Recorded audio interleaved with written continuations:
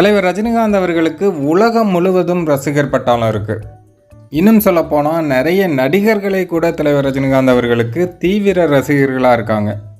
Bollywood actor Govinda தலைவரோட தீவிரமான ரசிகர் அப்படிங்கிறது எல்லோருக்கும் தெரிஞ்சிருக்கும்.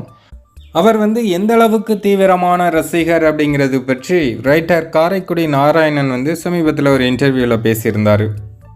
அதாவது கோவிந்தா ஒரு படம் ஆக்ட் பண்ணுறதுக்காக இங்கே வந்திருக்காரு.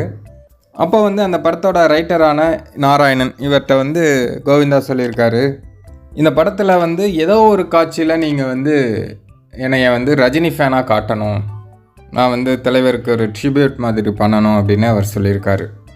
கோவிந்தா அங்கேயே பெரிய ஆக்டர், இவர் எப்படி ரஜினி ஃபேனாக நடிக்கணும்னு சொல்கிறாரு அப்படின்னு அவர் ஆச்சரியப்பட்டிருக்காரு. நான் ரஜினிகாந்தோட ஃபேன் சார். அவர் சொல்கிறாரு, எனக்கு புரியல, இவர் பெரிய ஹீரோ, இவர் ரஜினிகாந்த் ஃபேன்கிறாரு சொல்லுங்கன்னு சொன்னேன். இல்லை சார், எனக்கு ஒரு கேரக்டர், அந்த 2 கேரக்டர் ஒரு கேரக்டர் ரஜினிகாந்த் ஃபேனை ஆட் பண்ணணும் சார், அது மாதிரி கிரியேட் பண்ணுங்க சார்.